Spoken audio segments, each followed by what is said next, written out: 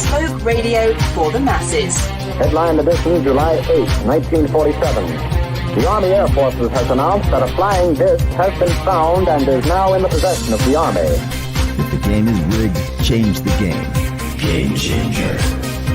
I occasionally think how quickly our differences worldwide would vanish if we were facing an alien threat from outside this world. This is Fade to Black with your host, Jimmy Church, on the Game Changer Radio Network. Well, we made it. Yeah, another week of Fade to Black. It's about to be in the books. Today is Thursday, October 3rd, 2024. The countdown now starts to my birthday. Yeah, a week away. Crazy. Where did the year go? I am your host, Jimmy Church. You know what to do. Help support the show. Get yourself a Fade to Black t-shirt. Links are below. Right? Everything is autographed, include shipping. You just get a t-shirt, get a Game Changer membership. The links are below. What a great week on Fade to Black. Monday, we had Toke Thompson in with us. Tuesday, Kevin Randall. Last night, Richard Spence. And tonight, it's Dr. Rick Leskowitz is with us. We're going to be talking about the mysteries of life energy. All of that and much more tonight.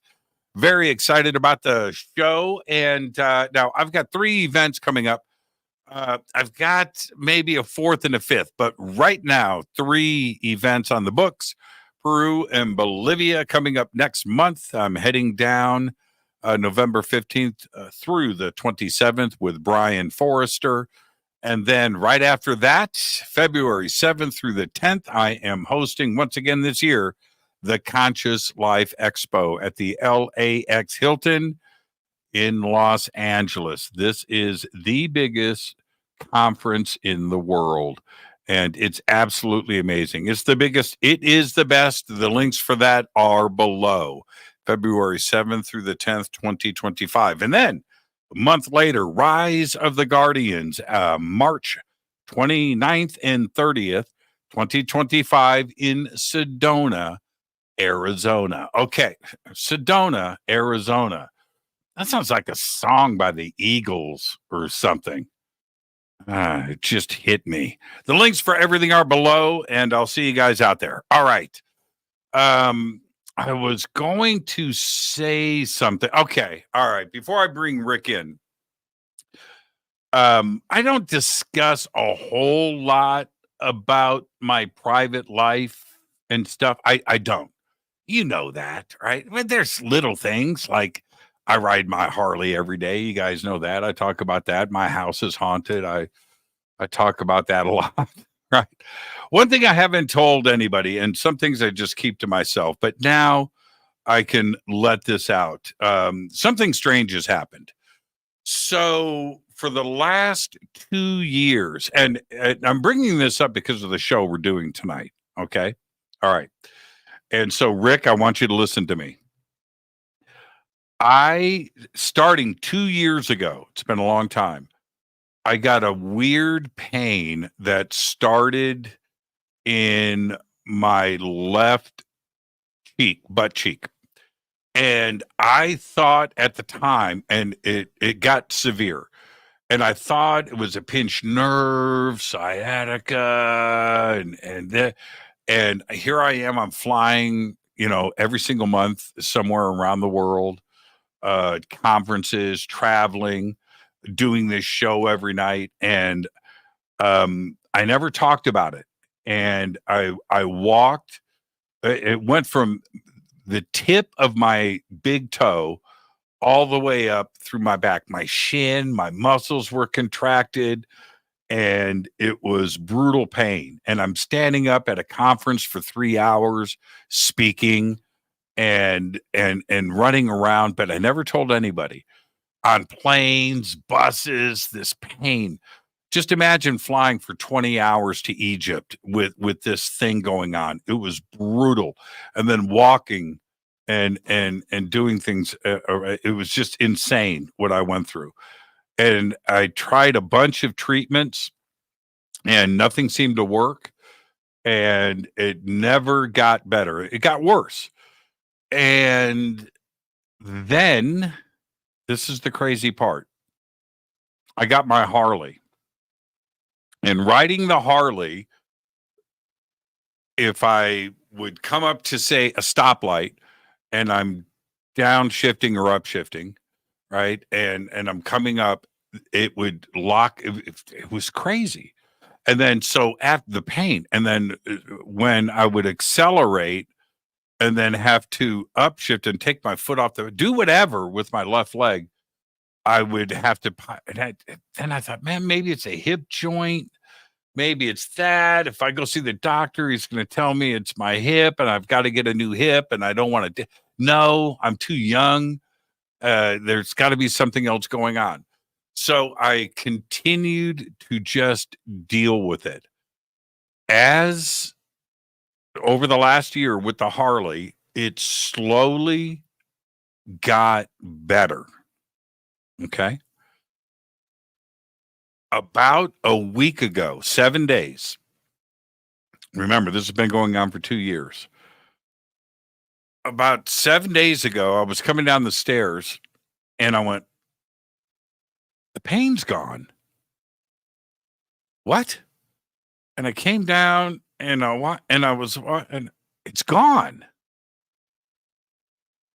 And I went through the day.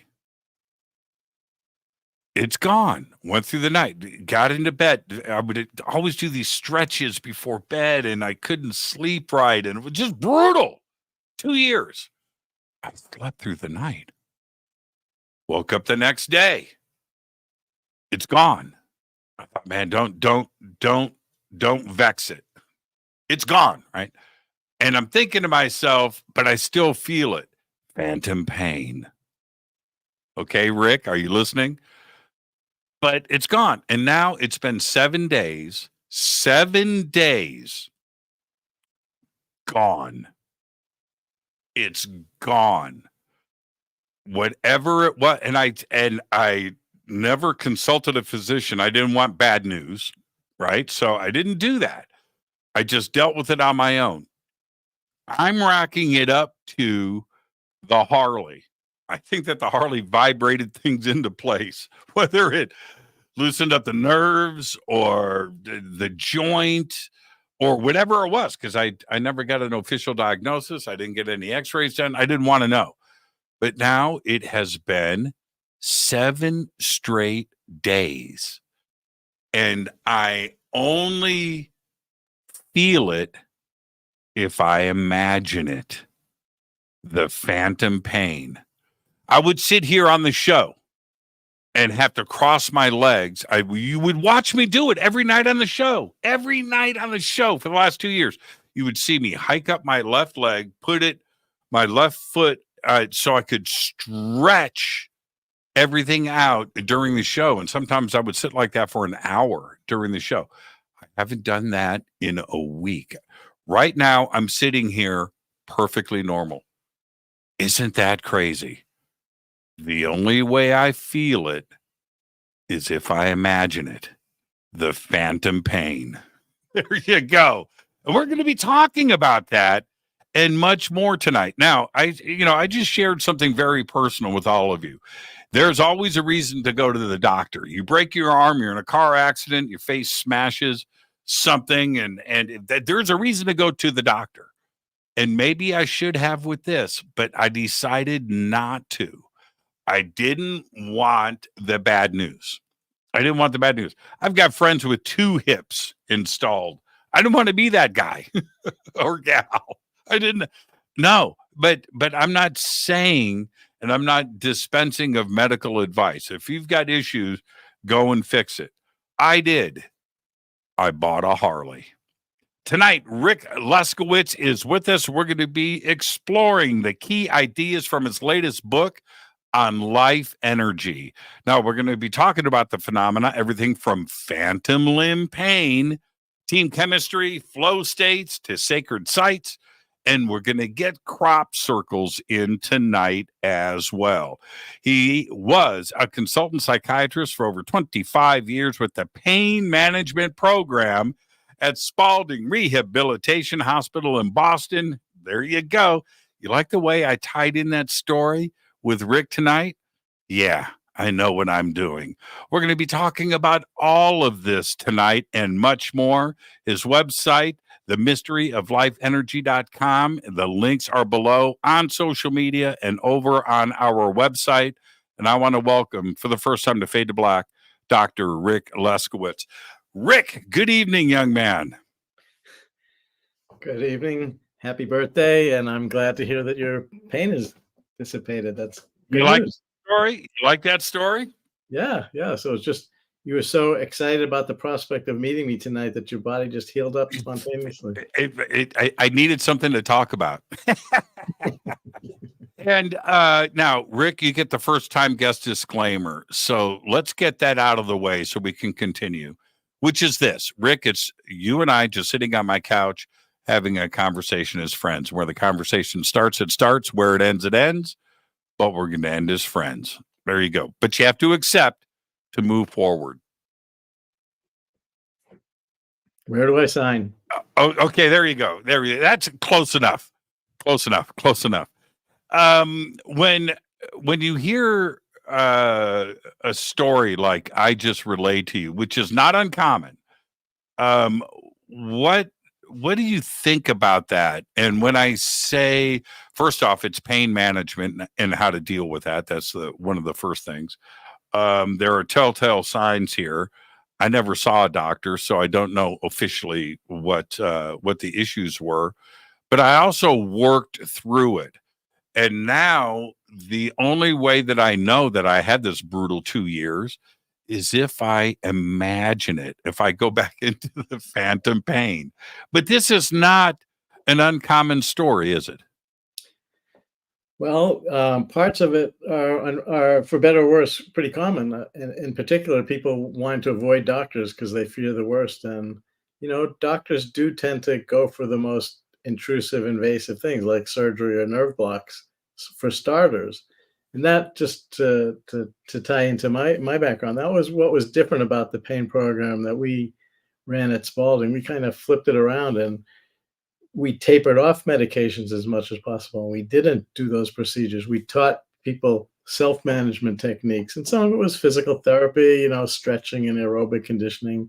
Some of it was pacing and occupational therapy, but a lot of it was stress management and learning to control your own nervous system.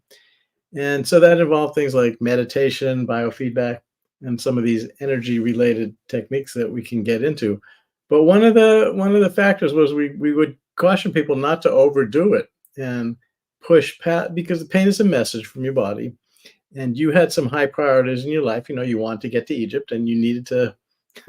You couldn't get off halfway through the flight, so once you decided to do it, you had to do it.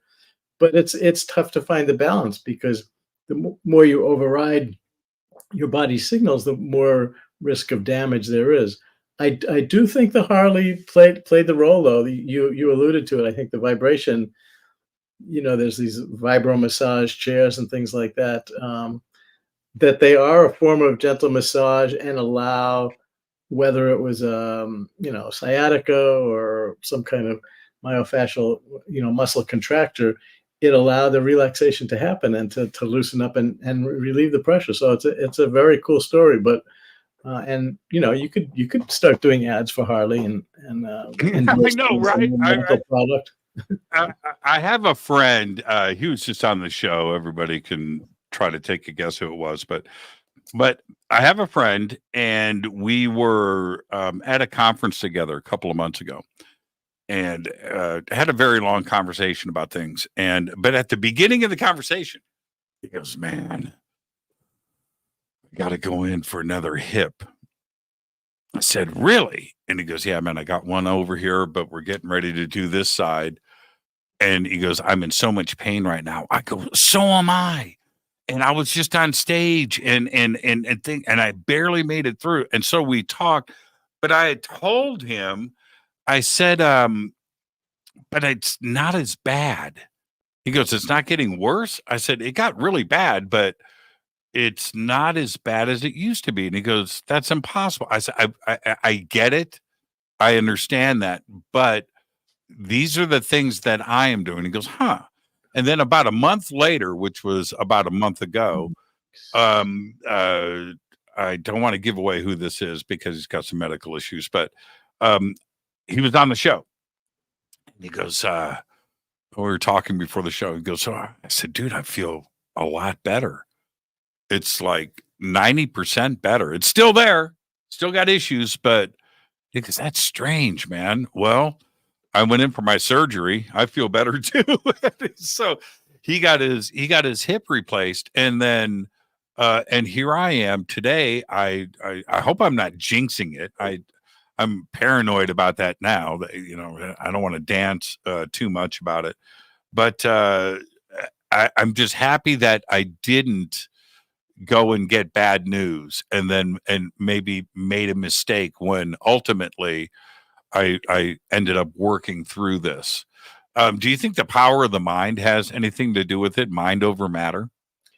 Oh, it's huge. It's huge. I mean, pain, we always are looking for some sign on the x-ray that something is out of alignment, but there's actually some interesting studies about low back pain, and a third of the people who have chronic low back pain, their x-rays or their MRIs will show an abnormality.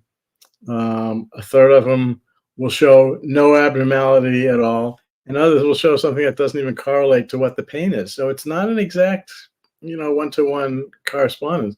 And the mind is huge. It can, if you spent all your time worrying about your pain, when our patients do that, the pain gets worse. If you find something that you enjoy doing, for example, and take your mind off it, it just kind of gives that signal to your nervous system to chill out. And there's a lot of natural balance that the body can do. We've all heard the term, the wisdom of the body. And if we make space for that to happen, then a lot of wonderful things can occur. In the medical world, how prevalent is this type of thinking? Everybody talks about big pharma and doctors just want to prescribe, things away and do that. But in the medical world, how much conversation is around this where pain can be manageable and maybe that we should get to the cause of the issue instead of putting a Band-Aid on the front end? Well, no, that's exactly what it is. Do you treat the symptom or do you treat the cause? And it's changed a lot I've been doing it for like 30 years or something like that. And it used to be totally driven by pharmacist prescriptions and interventions like nerve blocks and surgery. And it was sort of a fringe thing to think that you could learn some self-management techniques to make a difference. But there's a lot of literature now over the last 30, 40 years that some of these, what we call behavioral approaches, make a big difference. And it's very empowering to the patients, because the typical medical model is that, the doctor is some guy on a pedestal and he gives you a magic pill, and it's because of what he did that you feel better. And it takes away your own power, if you will. So what I liked about our approach, and it's getting very widespread now, is it re-empowers the patient to do things that benefit their body and to show that they have some faith in their body, and that the body is, by nature, the body is resilient. So if you work with that, you can build in a lot of space for recovery. One of the, and you can laugh if you want, I think one of the overused statements in belief systems is pain is just in your mind. You've heard it a million times, right? Yeah. Is it, or is pain real? Well, it's both, because your mind is real too. Right. And, I think we tend to divide things in either this or either that, but they're both happening. There can be pain when there's an obvious physical cause, like you're in an accident or something and something's broken, and obviously the nerves are sending out pain signals to your brain, and you see that. But a lot of times people who had an injury 2 years ago, it's all healed up, and yet they still hurt. And that's where something is still locked into the system. Often it's at the psychological or emotional level. Like, for example, being in an auto accident is very psychologically traumatic. And if that isn't dealt with, your body doesn't know how to release that stress, and it can hold on to it in the form of pain.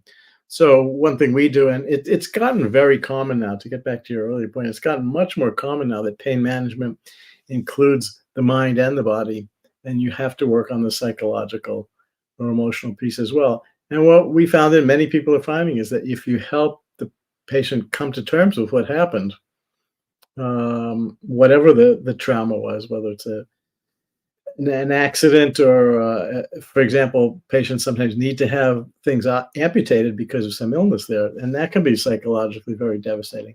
If you help them come to terms with it and do that sort of sense of, that really helps the body to heal. So it's the mind and the body each influencing each other. It's a mutual feedback system, and you can't ignore one without the other. How did you get into this? I don't actually know. I don't know what the best answer to that is. When I went to medical school, I actually took couple of years off before going to medical school, between college and medical school, and did some traveling, and went to other cultures and overland to India and Middle East and things like that, and saw that different people did things very, very differently as far as treating illness and how they viewed illness. And sticking a needle in your hand to relieve headaches, that seemed very strange at the time. So when I went to medical school, I was already a little bit kind of dubious. Is this really the only way to do things? And then I sort of noticed a pattern that I learned a new vocabulary word. They were calling a lot of the diseases idiopathic. So it'd be idiopathic hypertension or idiopathic this or that. It turns out that's a fancy, it's a Greek word that means we don't know what's going on. So the doctors were admitting with their fancy language that they didn't really know what was going on. So that sort of opened the door to, well, let's look at some other ways of doing it. I guess I've always been, mentally oriented, and I enjoyed analyzing my dreams. And, in college, I experimented with altered states of consciousness. And so, it was obvious that the mind had a big role to play. So when I did go ultimately to medical school, I was always aiming towards psychiatry because I was interested in how the mind and body and stress and things like that played a role. So that part made sense, and that wasn't all that controversial. Although I went to medical school in the late 70s, and I had just learned how to meditate before starting medical school, and that was a very weird thing back then. There was no scientific literature on it. I remember a couple of times I would ask the professor, "What effect would meditation have on this disease?" And that was, it was like a ridiculous question. Now it's totally different. There are literally thousands of research studies on the impact of meditation on health. So it's changed a lot. But that's just the mind and the body. And you don't really have to throw out your old paradigm to look at that. It's when I got interested in the role of energy that things really went off the deep end, I guess you could say. And that was important. Did you how do I phrase this? No, I'm not going to try to phrase it. I'm just going to ask direct. Did you practice on yourself? Well, with meditation, for sure. That was important to realize that I could take aside 20 minutes and really change the way I felt. And it was the way I thought, the way my body felt.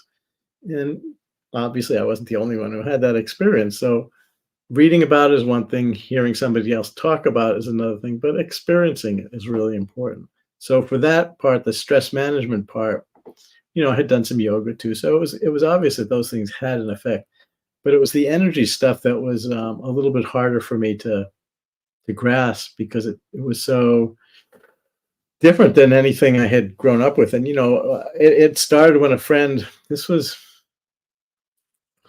was already working in the VA. It was after my psychiatry training. I was working in the Veterans Administration, and a colleague and friend invited me to go to a lecture on healing.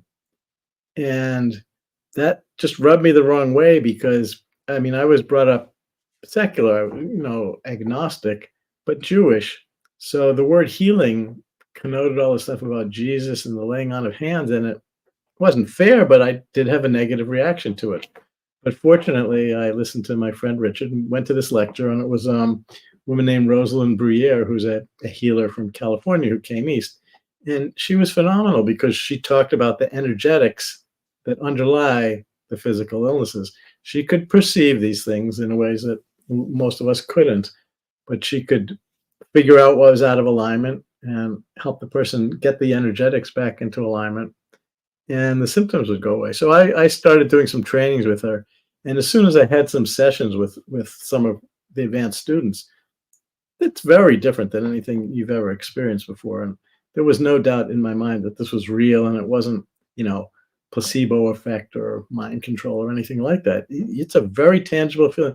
If somebody puts their hand on you, you expect to feel, some warmth and some pressure, but you don't expect it to travel through your body and a tingle to go throughout your whole body. So something else was going on, and I was fortunate enough to have the opportunity to study with her. She used to come east to Massachusetts twice a year for these, 5-day retreats. So I studied with her for a bunch of years, and that really was the whole, doorway to another way of looking at things. Okay, so there's two things I want to address on this. The old and the new. It seems that ancient cultures, let's go back a millennia or two or three, understood this. They didn't have X-ray machines. Well, we don't know. Maybe they did, but they, if you know what I mean, they didn't have the 300 years of science that we've gone through recently. But they were onto something, and then somewhere along the line we've got amnesia about it, at least in the Western side of things. Today, some of these methods are still in practice. I'm going to say Eastern, but you understand what I'm saying. Outside of the United States, let's just go with that. Right? And there's this thing around it. Why does modern medicine and Western medicine want to block or ignore these ancient techniques? That's a really good question. Nowadays you could say, well, it's the influence of the pharmaceutical companies and they're threatened by it. But that resistance to energy approaches has been part of Western medicine for a good 250 years anyway. I did some delving into the history of this for writing the book, and one of the early physicians that I have come to admire a lot is Franz Mesmer. He was an Austrian doctor from the late 1700s who's known for animal magnetism. That his reputation is that he was a quack, because animal magnetism, that's bogus. But at the time, and this was he actually ended up in Paris. He became very popular with the aristocratic clientele because he would do treatments where he would smooth out their animal magnetism field with his hands. He would magnetize vats of water that they could hold onto bars, and large groups of people could cluster around and get treated together. He became a big threat to the establishment because he was drawing all the patients away. So they set up a royal commission to investigate him. And it was actually a setup, a hit job, because they skewed it so that he wasn't actually doing the treatments that were evaluated, and they ended up feeling that anybody who got better, it was just the power of suggestion. Yet he was able to, some of his students were able to induce surgical depth anesthesia in people by doing this, and really, phenomenal things. But the establishment won out, and his reputation was ruined. He actually had to leave Paris because of that. So this was, what is that, 250 years ago, the establishment fought against it. More recently, there's, that's only in the 1940s and 50s, a very famous psychiatrist named Wilhelm Reich, who was a student of Freud's. He got interested in this notion of orgone energy. He thought it was mostly sexual in origin and nature, but also that you could, by moving your body in certain ways, you could free it up and move it. You could capture it in these boxes made out of metal and wood that looked like nothing, and yet people felt fabulous afterwards. So the FDA got on his case and investigated him. He was put in jail for not complying with their investigation. They burned his books. This was in the 1950s. They had book burning. That's right. And he actually died in prison in 1955 or 6, I forget. So the establishment has resisted these ideas even before the drug companies gained the upper hand. So it's something about the mindset of the West. And, it's such a contrast to the East and the West. The East is much more about internal experience and the flow of energy, and the West is much more external world and mechanical, and the human body is just a complicated machine and things like that. So finally, I think now it's blending, and it's a really exciting time. That there's a lot of good things that came out of Western medicine. Don't get me wrong. I mean, I tore a ligament in my knee when I was biking, and I tried to meditate it away for about a day, but I realized that wasn't going to do the job. So, I had surgery, and surgery works. But these energy approaches are fascinating to counterbalance it. So it's good to have balance. There is. This was probably 25 years ago. It's a Saturday, right? No, I'm sorry. It's a Friday night. I just got home from work. And I sit down, everything's fine. I sit down in my living room. I live by myself. And I sit down in my living room, I turn on the TV, and the TV is like there, and I get the remote in my hand. And at that moment, this toothache started, right? And it didn't go from 0 to 10. It went from 0 to a trillion in about 3 minutes. It was the most excruciating thing. I thought I was going to die. And I picked up the phone and I called my dentist, who was in Lake Tahoe skiing. Okay. I said, JJ, I'm going to die tonight. And that's what came out of my mouth. And the pain, I just couldn't believe it. And he goes, okay, I'm going to call you back. And he called me back like 2 minutes later. And he goes, prescriptions waiting for you at the pharmacy. I hang up the phone. I go to the pharmacy. He does 2 things for me: antibiotics and a big bottle of Vicodin. Okay. So I go in at the drugstore, right? At Save-On or wherever I'm at. I get the medication. I open everything. I'm dying. It's 30 minutes later. I take the pills. I took the Vicodin. I took the antibiotics at the same time with a bottle of water, standing at the counter, right? I get home, Vicodin kicked in. Medication number 1, pretty good. Big pharma, you got to love it. By the next day, the antibiotics kicked in, and I was better. 100 years ago, I would have died. Yeah. Right? That's the difference. And that's the part where when big pharma comes into play, I'm okay with that. And I'll never forget that. There's a time and place for it. Can you imagine? And I know you've thought about this a lot. 1,000 years ago, you get a scratch, you might die or get your arm cut off. Right. And that's a crazy thing. And then the flip side to that is the Chinese herb store in Chinatown. Right. And the acupuncturist next door is right. And the acupuncturist, right. I mean, when I was in medical school, acupuncture was just coming into awareness because this was around the time when President Nixon was trying to open the door to China and establish diplomatic relations. And a delegation had gone over there, and one of the big reporters for the New York Times developed appendicitis and had to have appendectomy in China, and they used acupuncture for his surgical anesthesia. And he wrote about it. It was a big thing because how could this even be possible? And my anatomy professor in medical school said the only reason acupuncture works in China is because Chairman Mao said it would work, and so everybody obeyed, and it was just some kind of mass hypnosis type of thing. Of course, that didn't explain why the New York Times reporter got better, but it did kind of was a tiny little crack to open the door. And since then, there's been a lot of experience and experimentation and research that something is going on with these needles, and we don't quite understand what the needles trigger.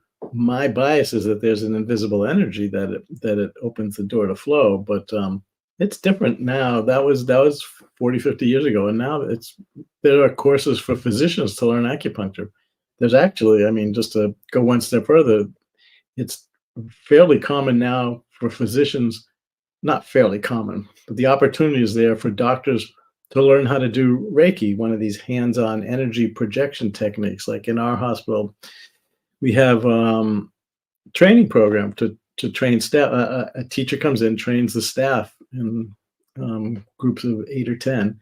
And over the years, at least a dozen of the doctor trainees have learned how to do Reiki. And that's like amazing to think that that's even possible now, that it was, 50 years ago, it would have been unheard of. So again, I think that this kind of balance between East and West is much more prevalent now.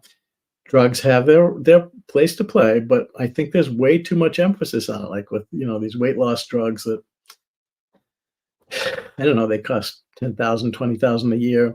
The focus is on prescribing that to everybody rather than looking at some lifestyle interventions that would, exercise, nutrition, stress management. That could, Yeah. Eat one less donut a day. yeah, Right? yeah. I don't want to offend anybody by saying something cavalier, but I'm not in the best of shape. I'm not in bad shape. I'm not in great shape, but there is a point where you need to put the ice cream down.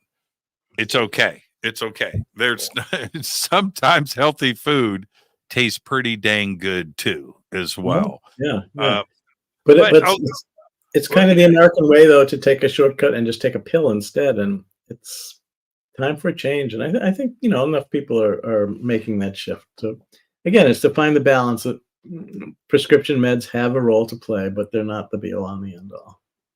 now, what is life energy? What's your definition of that? Because I've never really thought about a definition, but I think it's what makes the system work, holds everything in balance, holds it together, what coordinates things. I do think there's, the physical body is sort of the nuts and bolts with the muscles and bones and all, but there's an invisible anatomy. There's actually some circuitry of this energy, the acupuncture meridians and the energy centers. And I think that's the level that coordinates how the body works. We can't see it with our eyes, and we don't have good machines yet to detect it, but there are ways of assessing it. I mean, just one thing that came to mind, back in China, a couple of thousand years ago, there was a subdivision of acupuncturists who were blind. They could find the acupuncture points because it felt different. They could feel some sort of energetic sensation. They were so sensitive. They were so attuned to the signals from their body that their body was like the most sophisticated electronic equipment around. And they could feel that the point was here rather than here. And that's where they would put the needle. So there is something real in a very deep sense about these pathways and meridians. And I think, whether we call it acupuncture energy, or in China, they call it qi. In the yoga tradition, they call it prana. Western medicine is the only healing tradition around the world that doesn't have a word for this invisible life energy. And I think we've kind of missed the boat. And that's why it's nice to finally be filling that gap. The other day, you're gonna love this. I'm out of my bike. I'm riding my Harley, and I go to this favorite spot of mine. I pull up, and somebody is in my spot at this park, right? And I pull up, and it's an older gentleman and a woman in a wheelchair, in the middle of the desert, by the way, in the mountains. Like, how strange is this? So I pull up on my bike, and he turns around and he looks at me, and I go, "You're in my spot." And he turns to me and says this: "I'm Tom, and I do Tai Chi every day." I'm like, "Tom, I'm going to park my bike." I swear that's what this was, the word for word. Shut my bike down. I throw the kickstand down. I go up and I shake his hand. He's 75. His wife, her name is Jennifer, by the way, who I met. She's in a wheelchair. She is 75. They have been dating since high school. And 75, right? And he looked great. And so did she. And I said, Tai Chi. And he goes, "We drove past this tree." And I said, "Let's do Tai Chi here." I said, "Man, that is just one. You look amazing." And we had a conversation about Tai Chi and how to stay healthy. That was 3 days ago. Crazy, huh? Crazy. He looked great. He sold me, by the way. I was going to buy his book. So are you saying that he was kind of drawn to that spot because it felt like the right place to do that? Yep. Well, Yep, see, yep. that's a real, I think you were drawn to that spot for the same reason. I went up to him. So we're having this conversation. Rick, some things in life you just can't make up. You don't have to exaggerate. It's just the way that and this is one of those moments. So as I'm talking to him, I said, "You're right. This tree is remarkable, isn't it?" He said, "Yes." And I said, I pull up here and I walk. I'm talking. I just met this guy 2 minutes before. I go, "This is what I do." I come up to the tree and I put my hands on it and I go, "Hello." And he goes, "That's wonderful." I said, I know. Yeah. Isn't that crazy? It was wonderful. I was going to take a picture of his and put it online. I thought, man, it just feels self-serving. Just let them do their thing. I'm going to do mine. And I don't know if I'll ever see him again. And I kind of wish I would have taken that selfie because they were an amazing couple. Amazing. Yeah, but you had the experience now and you can tell people about it. And it's a very cool experience that shows you that there's something sort of a higher level of significance than what we usually pay attention to. And he was attuned to it and you were attuned to it. And that's why your paths cross. That's very cool. Yeah. It's kind of like a Carlos Castaneda book. You know, in the middle of the desert stands this tree and the paths cross, right? Yeah. It's like, it was bizarre. And that's actually a really good point. And going back to the ancients, are there sacred sites like this that the ancients felt the life energy and like stopped and said, "Okay, we're going to build it right here"? Yeah. I mean, they did exactly what you did. They were drawn to a particular spot again and again and again. And they did their ceremonies there. You did your Harley ceremonies there. And for a reason, that there are places on the earth where something is different. And it's hard to measure it. We can talk about, the different devices that try to measure it. But the important thing is that so many of these ancient civilizations did find this spot or that spot or this spot as the place where we need to build our shrine. Because it's not just an analogy. I think it's literally true that the earth is also a living being. And like human beings, they have energy. The earth Gaia has energy pathways too. There's a very cool diagram that can't remember if it's on the website. Yeah, it's on my website under the mysteryoflifeenergy.com, and then you go to highlights. It's one of the highlights, and it's based on some work that was done in England, in the south part of England, where places like Stonehenge and Avebury that most people have heard of. About 100 years ago, a fellow noticed that a lot of these points, like the chapels and stone circles and holy wells, all were in a line. He mapped it out on a map, and they were in a straight line that went all across 200 miles of southern England. And people have subsequently dowsed it to find that there's energy pathways that map it out. He called them ley lines. And the picture looks exactly like an acupuncture map of England. And so that's the idea is that the image you're talking about? There you go. Exactly. Yeah. It's called the St. Michael alignment. And those are the acupuncture points, and that's the meridian. And places like Cadbury Castle and Stonehenge and Avebury are all on that line. And you could say it's a coincidence, but unusual sensations happen in all of these spots. And I think the ancients built their stone circles there, not just partly because they were drawn to those spots, but I think the stones also had an energetic function, as you could almost say like tuning forks. If you think everybody knows the image of what Stonehenge looks like, those are gigantic tuning forks that all start to resonate around this one spot and build up something in the center of it. Whatever the ceremonies were that the Neolithic people did. It's not Druids, by the way. This is way before the Druids. They were much more recent. Whatever ceremonies they did were to magnify this energy and probably to spread it out throughout the countryside. So those are really important sites. And I think you had mentioned that you've been to Stonehenge and Avebury too, that there's something different there. Stonehenge, actually, you can't go to now. There are too many tourists, so they've got it fenced off. But Avebury is open. It covers a much wider area than Stonehenge, like 100 times the area of it. And you can walk among the stones. You can touch them. This last time my wife and I visited, we were just getting into dowsing as a way to assess some of the energies. And you can reliably douse the energy field around these stones from about 30 feet away. The rods will be straight until you come into an energy field, and then they diverge like that.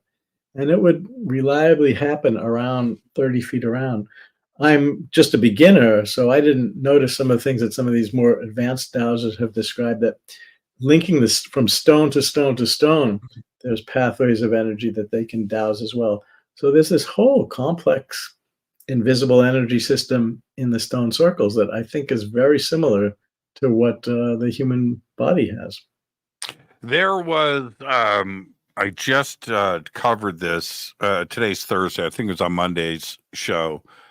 There was a report just came out in, I think it was the journal Nature or Physics, one of the two, just published, that they may have found where consciousness resides in the universe. Not what consciousness is, but where it may reside. And it's a very complex paper, and it's very interesting.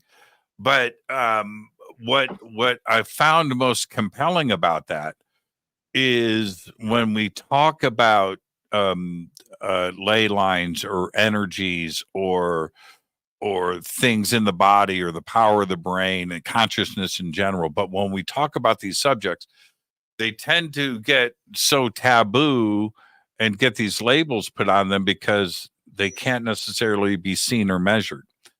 And then to have this paper published says the opposite of what the hard sciences has been avoiding for a long time, which is the subject of consciousness. And isn't that interesting, where we may have taken the turn in physics? This is like a really, really big deal. Does that surprise you?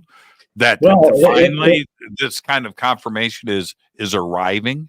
Yeah, I'm not familiar with the particular paper you're talking about, but you're right that physics, and especially quantum physics, is finally finding a way to talk about some of these invisible interconnecting forces that include consciousness. Like, I think the medical model is that the brain creates somehow or other thoughts, that all those neurons are like, rubbing together, they create thoughts somehow or other, and it's all inside your head. But there are a lot of experiences and experiments of awareness going outside the body, outside the brain, and how that can be. So I think this notion of quantum fields or quantum entanglement. I can't say that I understand it fully, but I think it's going to prove to be the way that we can explain how, for example, people can interact at a distance. And there are researchers out of one stream of research came out of Princeton University about the effect of the mind on the physical world. There should be no connection between what I'm thinking and what my computer is doing.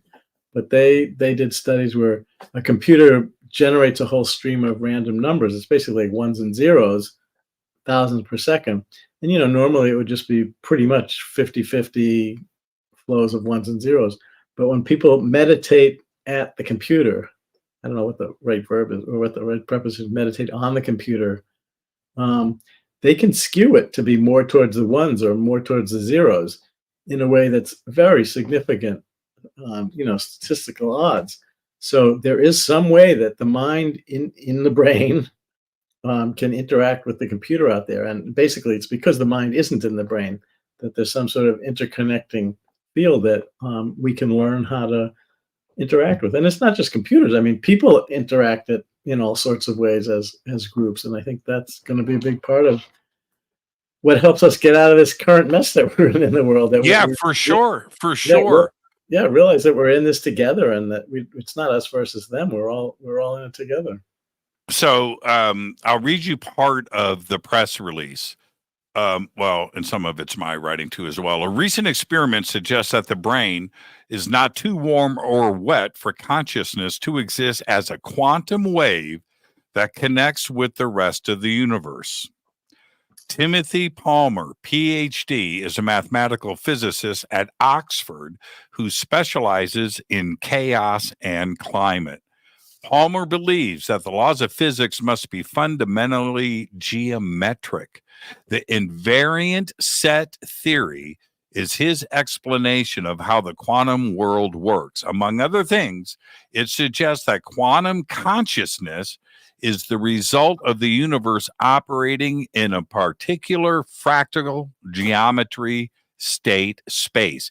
He suggests that we're stuck in a lane or route of a cosmic fractal shape that is shared by other realities that are also stuck in their trajectories, that our experience of free will, of having had the option to choose our lives, as well as a perception that there is a consciousness outside of ourselves, is the result of awareness of other universes that share our state space. Now, it's more complex than that, but that's the basics of it. And so what he is suggesting is, like a Fibonacci sequence, right? Going out, and then we're like a car in a lane driving past another universe, right? Where we that free will idea or the what if scenario we're sharing with that other universe, and we get the idea from that consciousness exists outside of our bodies. And it's an extraordinary paper to read, but I think it's even more crazy that somebody that deals with chaos, right? A physicist is contemplating this subject. And I think that's amazing. Yeah, I mean, that's I didn't understand everything that you said, but I will certainly track down the paper and have a look at it. But it's the idea, it goes back to, this was about 100 years ago. Upton Sinclair was known as a investigative journalist and muckraker. His wife was psychic, so he got interested in doing experiments on testing her powers of telepathy. And he wrote a book about it. It's not very well known, but it's called Mental Radio, because what he came up with as an analogy was that the brain is like a radio, and it receives transmissions from all over the place, from this, what we would now call the quantum field. It's not that the brain creates the thoughts, but it's like a receiver and a transmitter of radio waves, or what we would now call quantum waves. And so I think that's more accurate than the sort of the neuroscience model, is that, neurotransmitters and chemicals in our brain, there's this one spot in the brain that creates consciousness. I don't think it works like that. No, I think it's not of the physical too. I mean, there's too many things that happen that are unexplainable. And the reason that they're unexplainable is because we don't understand, but we know that the phenomena itself is real. We just can't explain it. All right. And that's all I need. I'll go on the journey seeking that knowledge. Right.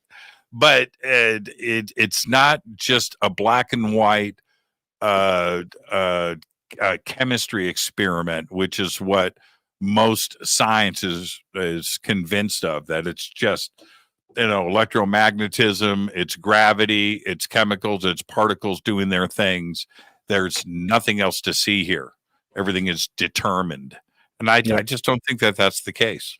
Yeah, no, it's, I mean, what you're talking about is a paradigm shift, that the way of looking at the world that we've done for however many hundred of years isn't adequate. And there's a lot of things that don't fit in, that can't be explained. And eventually we have to, take a look around and say, what really is going on? We maybe don't know the full picture. So do you have magic hands? Well, for a while I was doing energy healing. I was part of what I was trained in was how to use my hands to smooth out the, if you want to call it, the magnetic field of patients.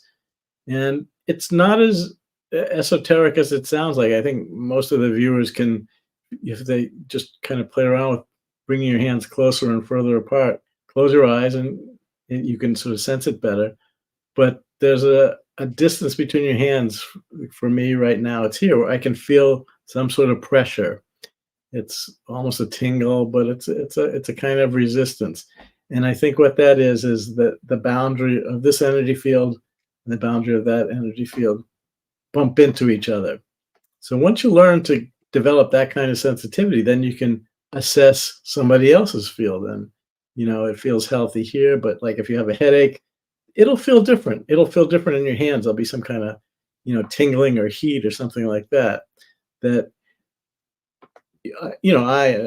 was a beginner, but people who are really good at it, they don't need to know that the person has a headache. They'll be just doing their assessment, say, what's going on here around your right ear? I'm feeling, and that'll be where, the toothache was, for example. Your field was probably out to here because of, that was such an intense kind of pain. So sometimes just the smoothing it out can rebalance things and make the discomfort go away. And other times it's just a clue that you have to go in deeper. But I think that's that there are a lot of magical things that happen with these energy fields. Like, for example, we all have this boundary around the edge of us. That's the boundary of our field. I think that's related to the common idiom of having a personal space, that you can tell when somebody is too close to you. And that's because their aura, if you will, or biofield, I like the term biofield better, their biofield has intruded or impinged on your biofield. You can feel it at some level. For some people, it's very unconscious and they just, but other people are very perceptive and they can know it. So that you can even feel when somebody comes behind you. It's the same. Maybe it's an electromagnetic field. Maybe it's slightly different than that. This is what a lot of the biofield research these days is about. Is it just electromagnetism, or is there some other type of energy that contributes to it? Because there's a lot of different energies in the human body. That I only learned a few years ago that the human body actually emits light. It's called biophotons, but it's the same kind of light that comes from a light bulb or from the sun, the photons.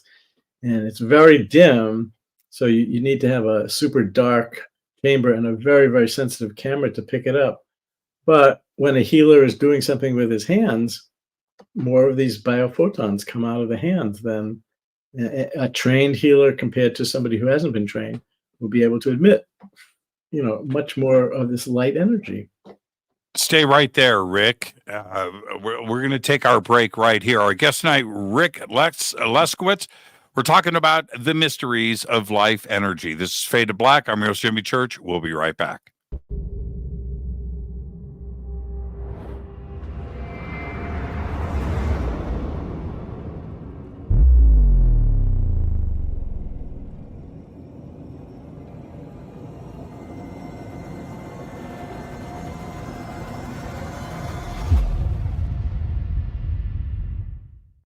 Subscribe to our YouTube channel to get your alerts and access to over 2,000 videos. Click that subscribe button right now.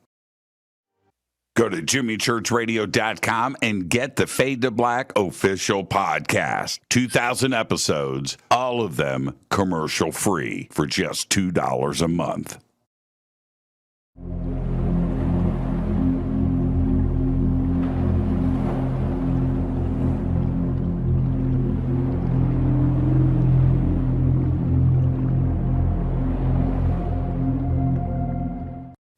Watch Into the Vortex on Gaia TV. It's Fade to Black for the screen. Simple to do. Go to Gaia.com, search Jimmy Church, or click on the link below.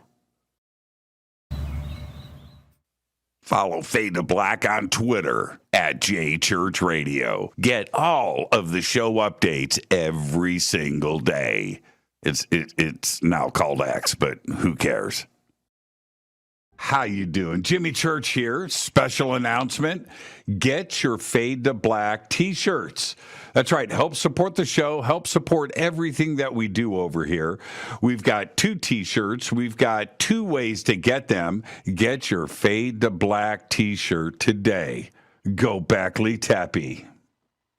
Go to jimmychurchradio.com and become a Fadernaut. Get a membership. That's right. Everything is commercial free. You have access to downloads, and you get to call yourself a Fadernaut.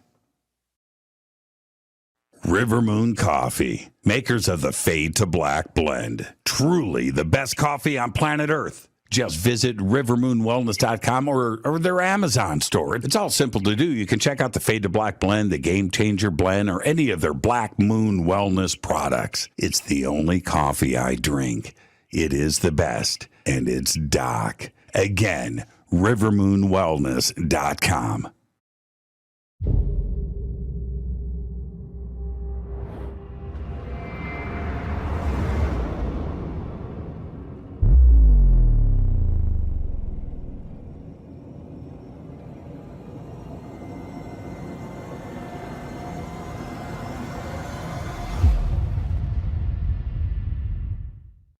All right. Welcome back, Fade to Black. I am your host, Jimmy Church. Yeah, River Moon Coffee. Remember when I used to do that? I used to do that every night on the show, River Moon Coffee. I did that before video, right? I would do that before we ran video on the show. It's real. I mean, it's a real sip. It's real coffee. It is the best. River Moon Coffee. Go Backley Tappy. The links are below. Our guest tonight, Rick Leskowitz. We're talking about the mysteries of life energy. Rick, what you mentioned what's a biofield? Rick? Yes. Okay. What's a biofield?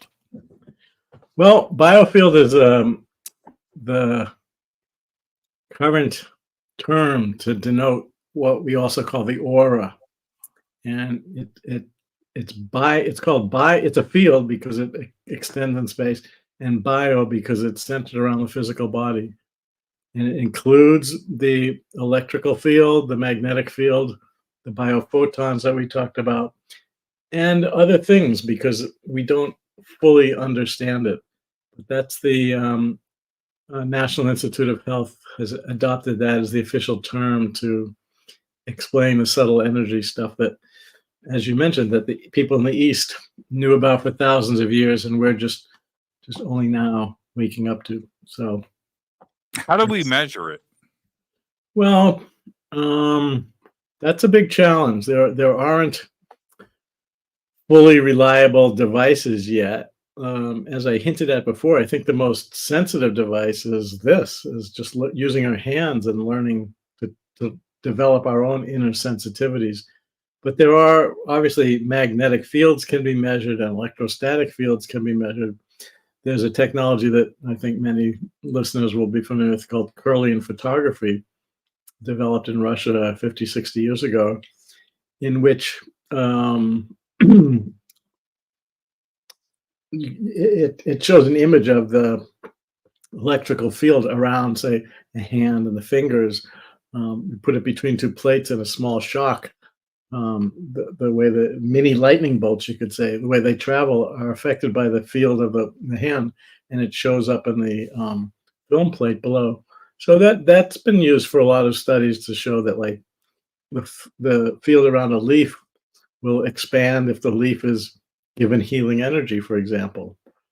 Some very interesting work was done with the field around a leaf when the tip of the leaf is cut off.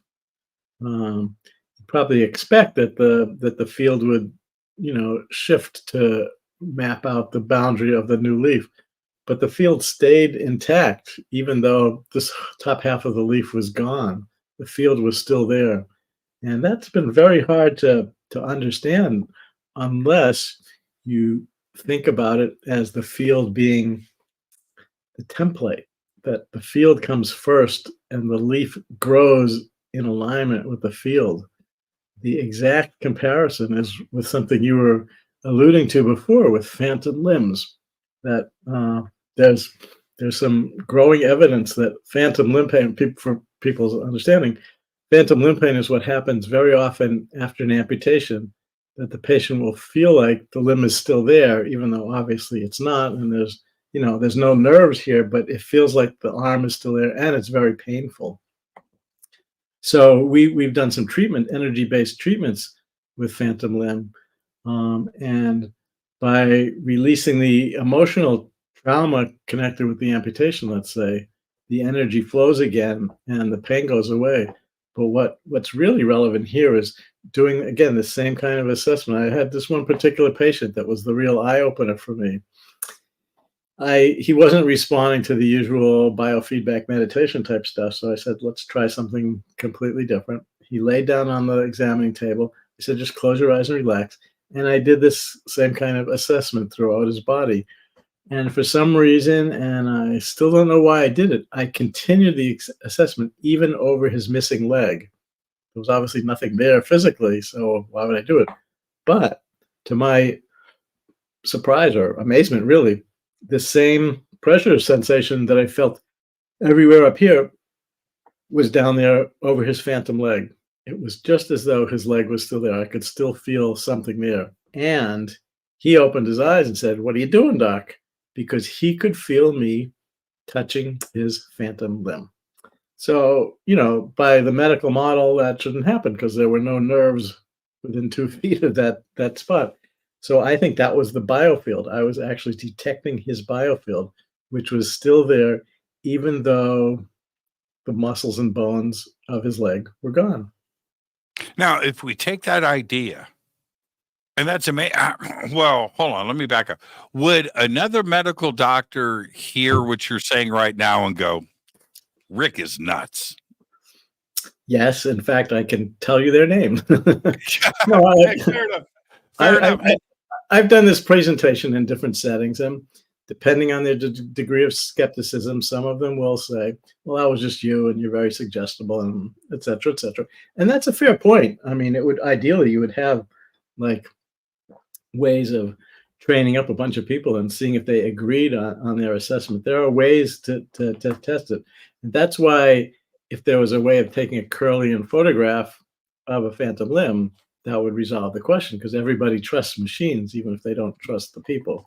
But we're not there yet. That's one of the research projects I'm working on the side, trying to get some funding with this group of electrical engineers and biophysicists. But that would seal the deal, because what it reminds me of is, I think people are familiar with the iron filings and a magnet. That if you put a bar magnet under a piece of paper and sprinkle iron filings on it, it forms this really beautiful geometric pattern.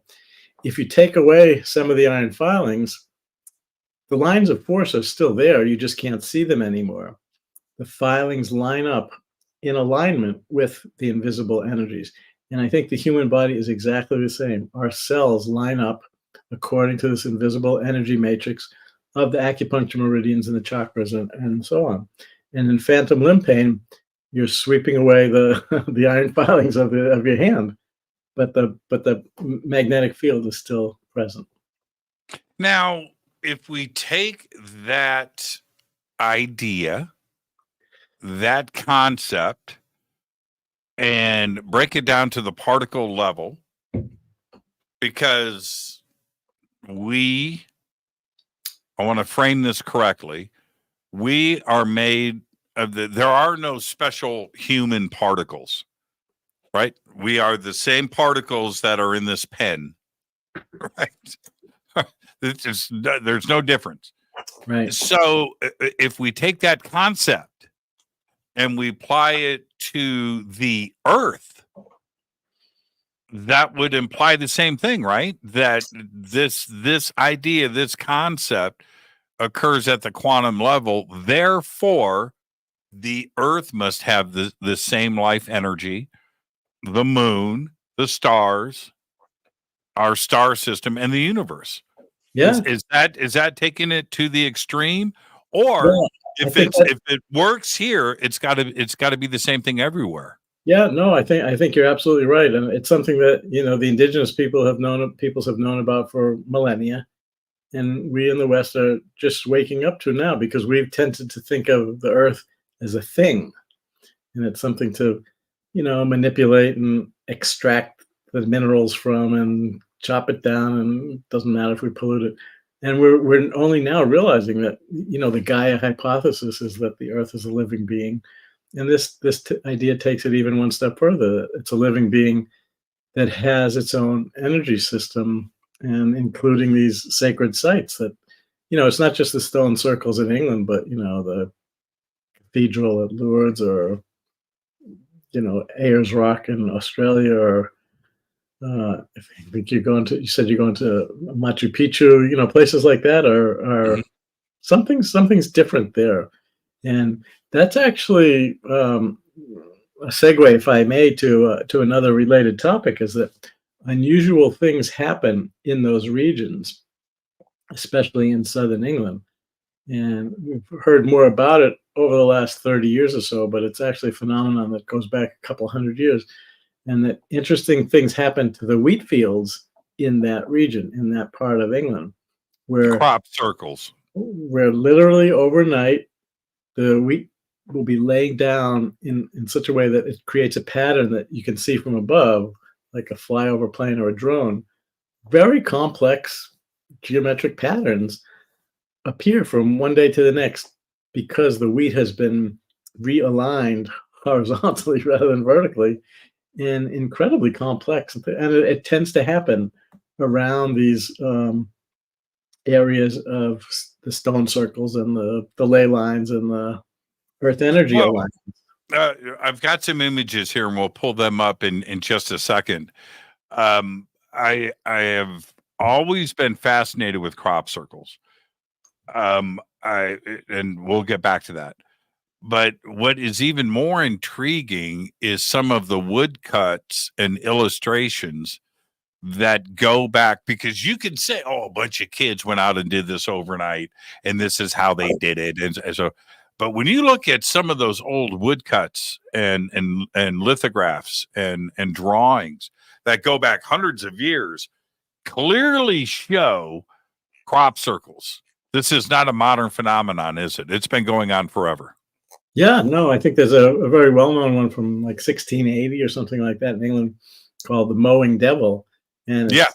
It's sort of one attempt to explain how they happened was that they had a devil figure with a scythe cutting it down. But there's stories from World War II and other countries. I think it's like 60 different countries have reported these crop circles, but the vast majority happen to be in southern England. And one explanation for that is that the energies of southern England, because of these ley lines and sacred sites, the energies are balanced and smooth and harmonious, and it's easier for these energetic imprints to be recorded in the wheat fields than in some place that's chaotic, like Central Park in New York City or something like that. Would never happen. There's just too much energetic chaos. So yeah. There's some blockage. There's some blockage. Are you familiar with the site in Peru, pretty close to Bolivia? It's called Amaru Muru. Are you familiar with that site? No, I'm not. No, I'm not. Without getting into the history of it and so forth, but it's been there for hundreds of years, and it's in the middle of nowhere, and some would call it a portal. Most do. It's cut into the side of this hill. The hill is one piece of rock, and then this thing, and it's like a door, but it's a doorway to nowhere. It's like 2 feet deep. Anyway, I'm there and I go through this ceremony, and I've got a shaman, and we go through this ancient ceremony that involves different things and tobacco and whatnot and stuff. Anyway, so I go through, I do the whole, and at the end of that, that's neither here nor there. But everybody, I'm still there, and I'm there with one person. She's a lady. She's standing in front of me. Everybody else is gone, and there's a little village of about 50 houses, maybe a mile away, that guards this sacred site, and it is indeed very, very, very sacred to the culture that lives there.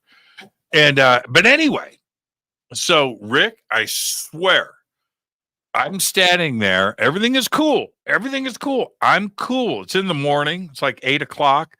Sun is like in front of me. I'm standing there by myself. And this is what happens. And it started at my feet. It was vibrating electricity. It's the best way I can explain it. Going up my legs. Wow. And it's coming up my thighs. It's going into my back, and I hold out my hands, and I go like this, and I'm looking at my hands, and then I look over at the lady, and she's doing the same thing. I go, "Do you feel this?" Right? She goes, "This is crazy." I go, "Right? Wow, what?" And then it stopped. It lasted like 2 minutes, but it was real. It was real. This was not like, and she went through it. I don't know, man. I don't know. I don't know what it was. I just can tell you how it felt and what happened. And it was friggin' incredible. It was a lot of fun. I don't know. But it's that site, right? The ancients knew. Yeah. Yeah. So it's a combination of things. It was that site, the structure that they had created, the prayers that they had placed into that site, the ceremonies that they had done, because all of those things can magnify the energy. There have actually been some research studies that show that this one came out of Stanford, that one particular room in a laboratory was set aside just for meditating in, and for an hour a day, a group of people would come meditate and then leave. And after, I don't remember how many weeks of it, they brought a flask of water into that room and left it overnight, and the next day the physical characteristics of the water had changed. The acidity level, the pH level, had changed by one whole unit without anything being done, quote unquote. And the physicists who ran the experiment determined that the intentionality of the meditators had conditioned the space so that the physical structure changed. So that's like a micro version of what you experienced, where who knows how many hundred people over, or thousands of people over how many years, put their intentions into this spot to the point that they magnified the energy so much that you could stand on that spot and just literally feel it. You may not be very energy sensitive normally, but when it gets to a high enough threshold, even you could feel it, if you know what I mean, that it was so powerful that it was palpable to you. And it's great to have those experiences, because no matter what any skeptic says, you know what you felt, and they're not going to talk you out of it. Right. And I felt I didn't walk off of the site and run up to everybody and tell everybody what just happened. It's like it almost sounds like crazy talk. So I wasn't going to go there with everybody, but I thought about it for days after that. And I ended up talking to a couple of people once I got back to the States and described what had happened. And they shared some of the same experiences that they had at this very site.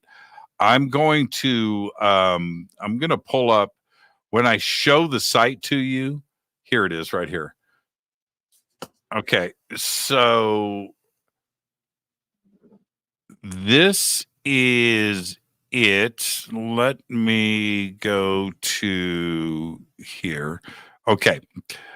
Let me pull this up. Boom. Done. So that's it. Have you seen this before? Oh, wow. No, I haven't. It's as you described it though. Wow. Yeah. And so see that dent right here? How tall would that doorway be? I'll show you in just a second. See that dent? Yeah. That's where you put your chin. Oh, wow. And that's how worn out it is. There it is right there. Wow. And so there I am doing the ceremony, right? Wow. And that's me. So that gives you an idea of the size of this whole hill. This whole thing is it's one rock, and this is carved out of it. It's a big hill. So there I am. I'm going through everything, and that's great. Yep, Wow. yep. I put my face in it, then I turn around, I face the sun, and then there's one of the Indians. So that's the little village that see this road right here. Yeah. This comes up to the site. There she is right there. And that village has been there for hundreds of years. Right. And but that's who's there, and they protect the site. But that's a Marumuru. And I was standing right here, right in front on this rock when Crazy Town happened. It was pretty remarkable for sure. After you did the chin and the groove thing, that you felt the energy sensation?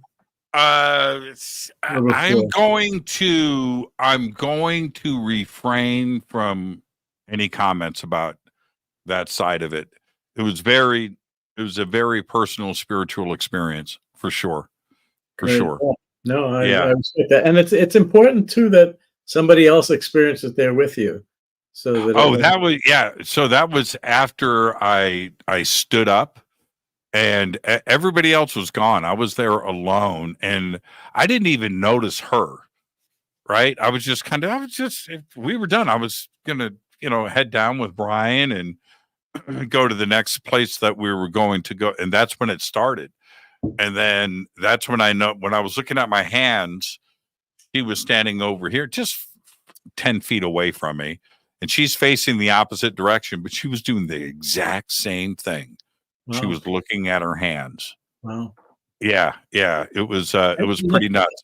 It's important to have that kind of confirmation that you're not just having your hallucination or something like that, that other people are experiencing it too. And that's what's special about it. I don't want to preload or contaminate anybody else's experiences. So I'll just keep it to myself. If you go to Peru and you go to that site, you do you. I didn't have anybody tell me anything, right? I did the ceremony with the shaman because he's indigenous and he's very amazing. But I want to respect, right, the process and everything and the culture. So I did that. He was gone. Everybody else was gone when that happened. I don't have another way to put it. Okay, so let me pull this up since we are on this subject. This is Avebury. There we go. Now, a couple of things about this. First, I want to tell everybody, you mentioned this earlier, Rick, that Stonehenge would be inside of this town, right in the middle, right? It'd be that big. Right. Avebury is a continuous megalithic stone circle. There's multiple circles, and if you zoom in on the town, there's other stuff here too as well. There's a lone stone sitting there, There's another ring here. There's this henge. This is a henge, right? That circles around. And rumor has it there's a really good pub like right there. Have you had a beer in that pub? It's actually a little bit. It's on the other side of the street. It's the parking lot area. Yeah. A little bit up to the right. Yeah, that's the Red Lion pub, right? Yeah, the Red Line pub. Have you had a beer there? I have. Yeah, right on. Okay. Yeah, good. So this crop circle here is called what? What does this one have a name? It's called the Dream Catcher. It looks more like a spider web, but it's that same idea. And this is one of the, it's very large. It's a couple 100 feet across, very complicated geometric pattern, and it appears overnight. And it's not out in the boondocks. It's, these are busy roads that are going across, and there's a pub right, 100 yards away. So, people have claimed that they made it themselves. In fact, back in the early 90s, there were two retired farmers that got to be sort of notorious for claiming that they were creating all these crop circles, these guys, Doug and Dave. And they said that they took a plank of wood and tied some ropes to it and pulled it across the wheat and stamped it down in this pattern. And, the circle that they made as a demonstration was a very primitive circle with some lines next to it that, back in the 90s, the existing crop circles weren't as exotic and elegant as this one. But there's no way that I think they would even admit it if they were still alive, that there's no way that they could. Yeah, I remember watching them on the news, right? I was watching the newsreel, and I go, well, that's bullshit, right? It's just like, no. You guys did not stop it. Just stop it.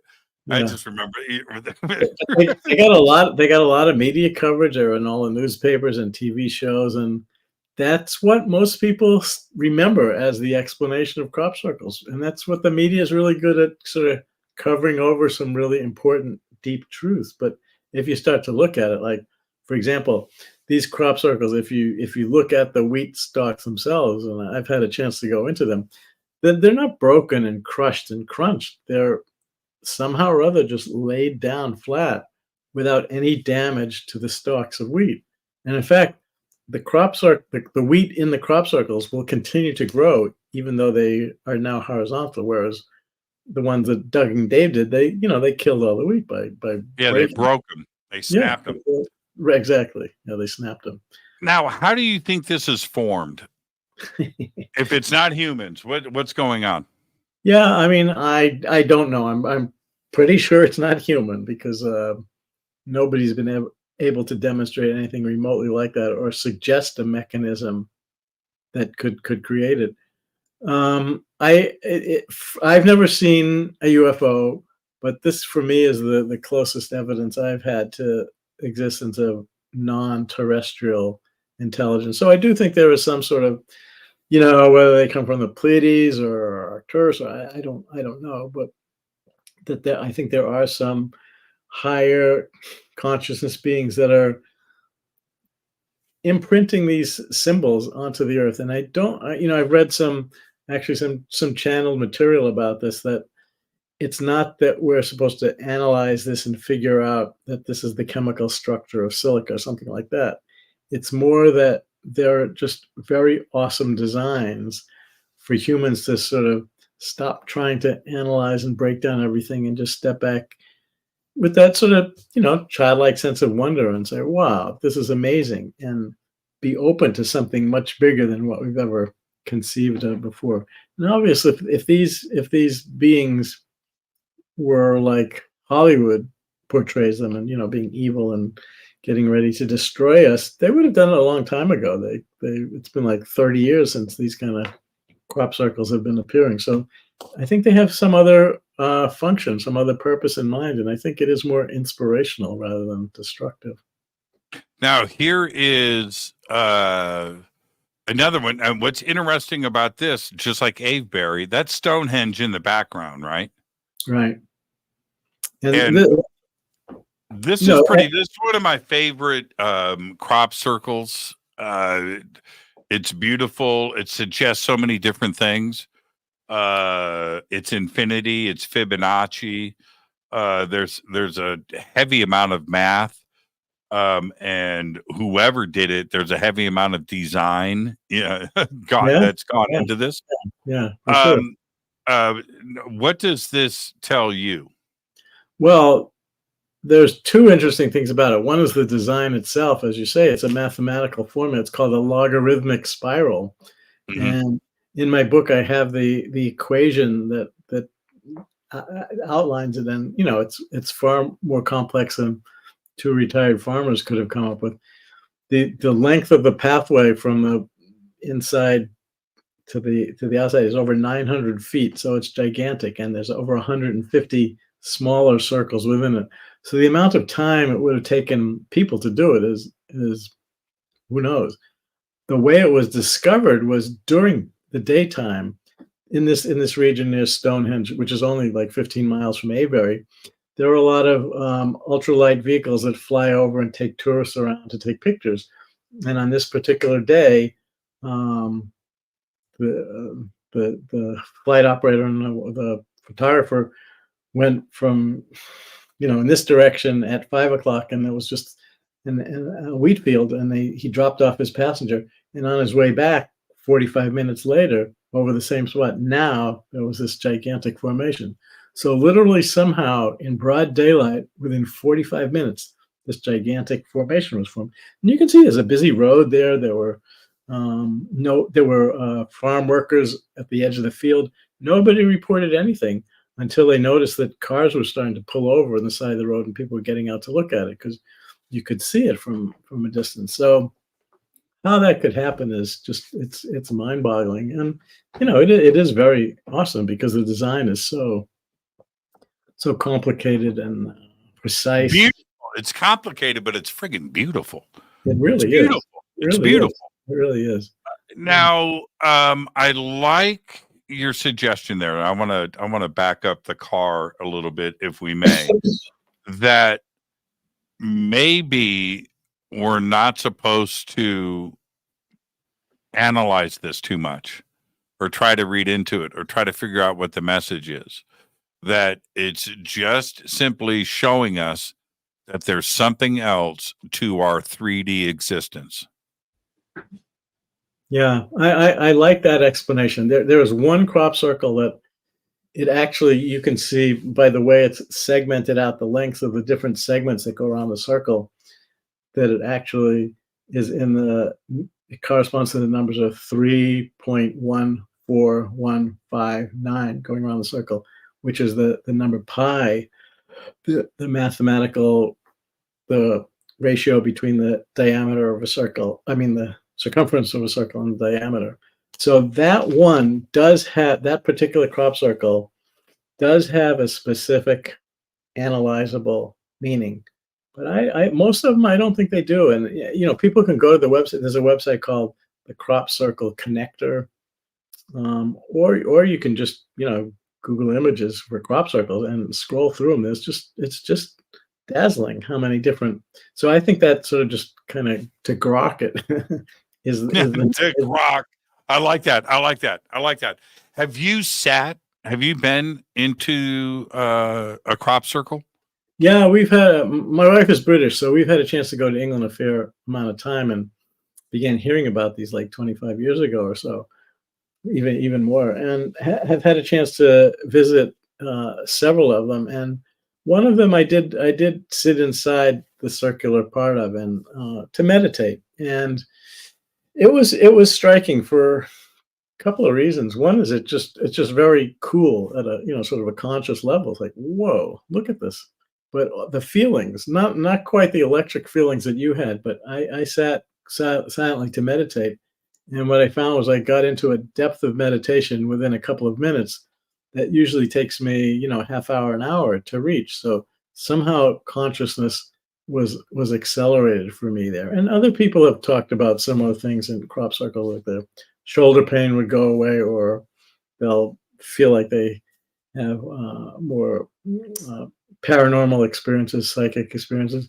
And electrical equipment will also often fail. like cameras and computers and battery operated things in particular seem to spark out when they're brought into the perimeter of a crop circle.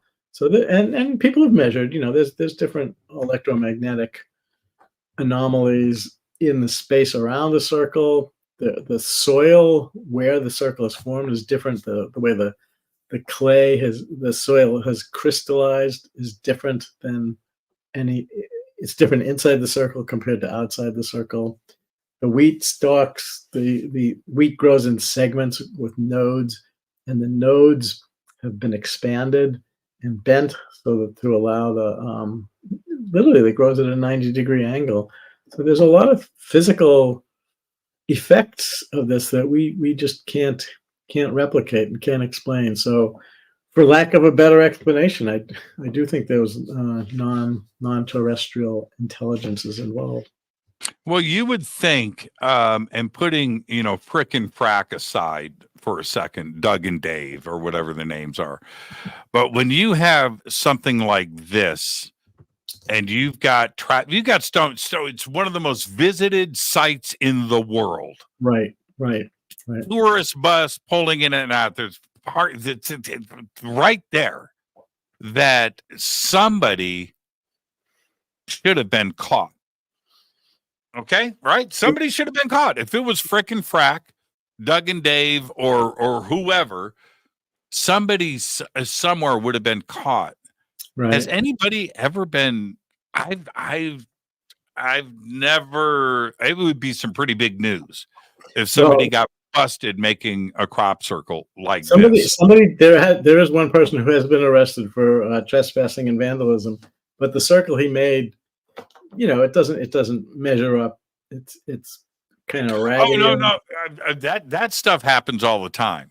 Mm. You have a farmer that catches somebody ruining his wheat field. Right. Somebody's going to get shot. Okay, all right, I get that. I totally get that.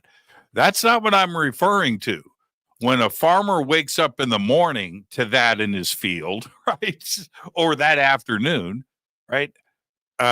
Nobody was with all of that traffic. The traffic would have stopped and watched the people making this crop circle. Right.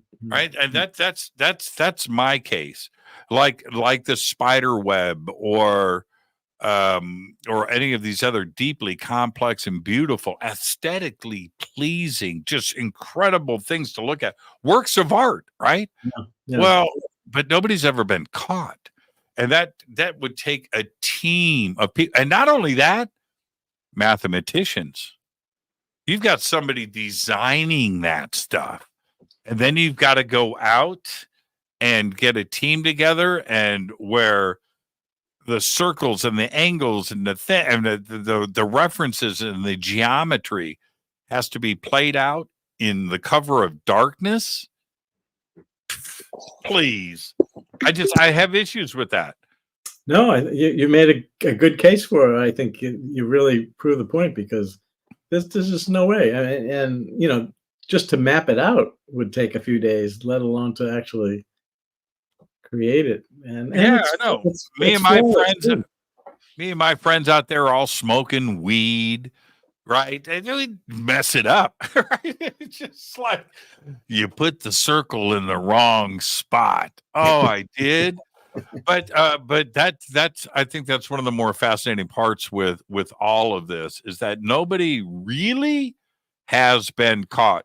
I would say that the closest thing we came to it was when, I think was it NVIDIA, the chip maker, did the crop circle up in Northern California, maybe 7-8 years ago, and did the crops. Well, it was a chip, right? It was a new chipset. Yeah. And they did it for advertising. Right. And it wasn't that good. And we're talking about a Silicon Valley company bringing in a team of artists and designers and everything else to do this. It was okay. It was fun to look at, but it was nothing like what you see over in England. And now I just brought up this picture here, and we're talking, you mentioned earlier how everything lays flat. Tell us what's going on here. This is actually just about a mile north of Avebury that my wife and I saw this one. You took this picture? I took that picture, yeah, and it's, you know, it's somehow the individual stalks of wheat got swirled and woven into this kind of vortex, and it's like there's no way I can really imagine that it was done, and you can see how clean and precise it is. We took a sample from a different circle.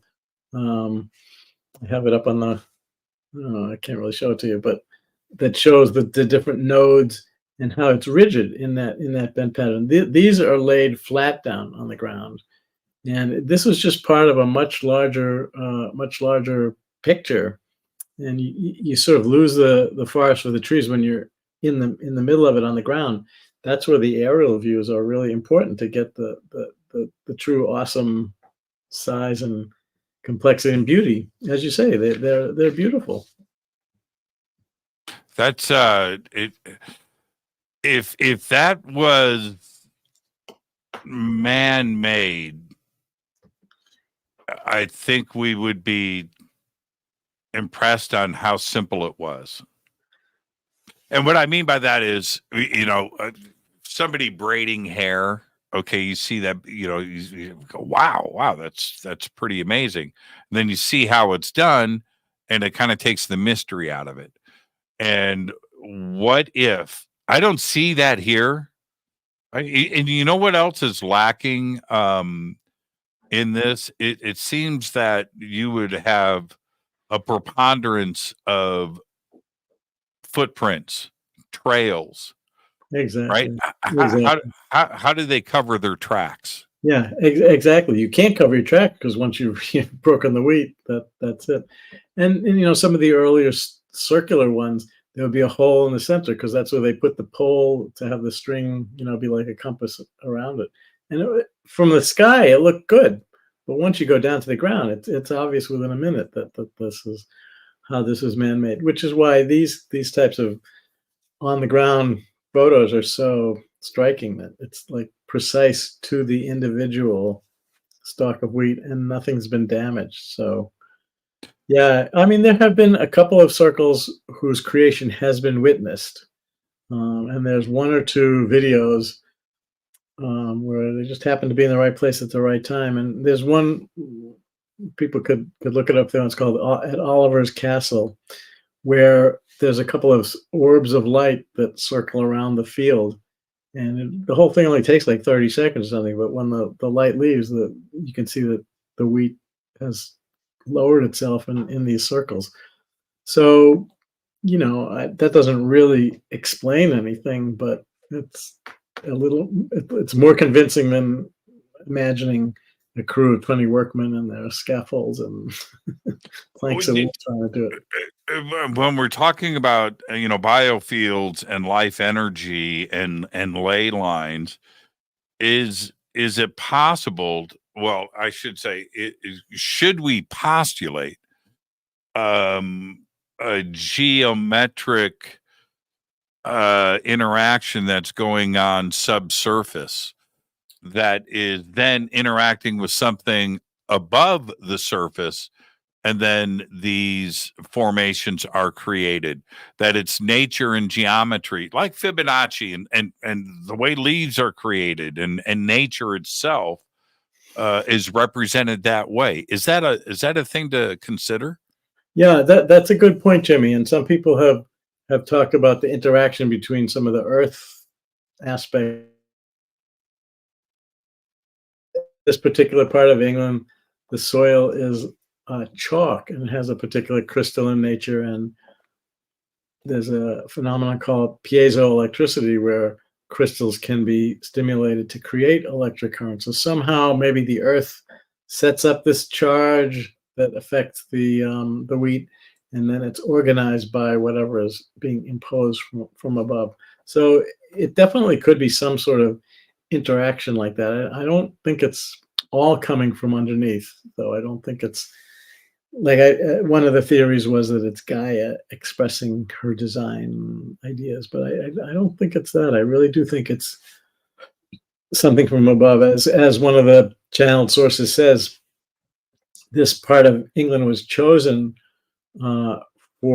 because of its energy coherence, because it's like an artist that needs a clean canvas to paint on. That this part of Wiltshire in England is like an energetically clean canvas for these ET artists to paint their beautiful pictures. I have a friend that I've known for 30 or 40 years, and he has over 30 years. He has a plot of land north of England, north of London, about an hour and a half northwest of London. And he's got about 600 acres. Okay. His house is 400 years old. Wow. His barn, where his office is, right, and some other stuff, I don't want to disclose too much here, is 450 years old. Thatched roofs. Okay. It's crazy. It's beautiful. I've been there.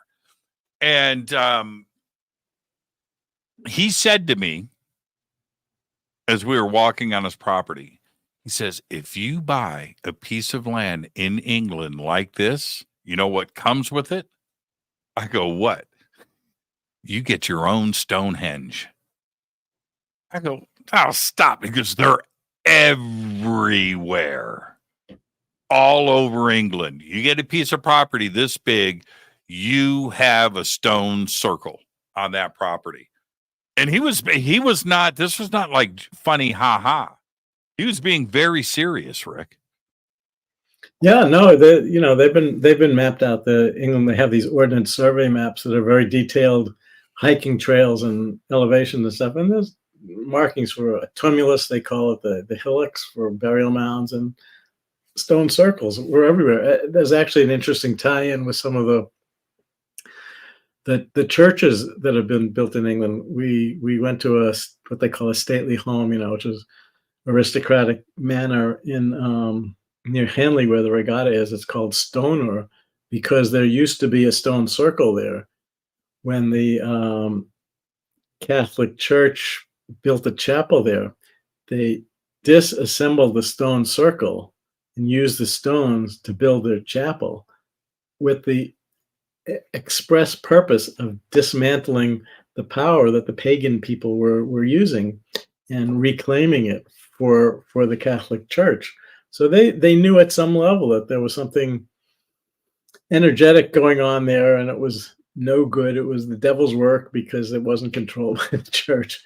And so they unplugged it. They took it apart and unplugged it, and used the raw materials for their new chapel.